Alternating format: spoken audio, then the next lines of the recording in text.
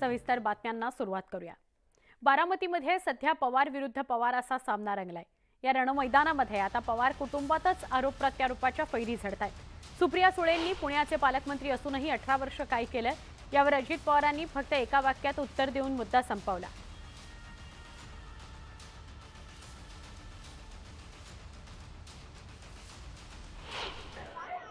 दादांनी काल सांगितले की हिंजवडीचा विकास झाला नाही, मला लाज वाटते असं म्हटलंय त्यांनी।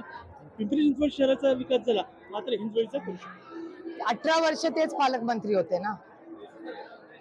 18 वर्ष ते पालकमंत्री।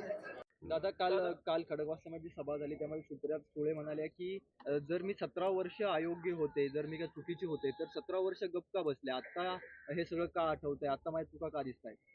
आम्हाला आमच्या डोक्यात प्रकाश पडायला 17 वर्ष लागली म्हणून आता आठवते।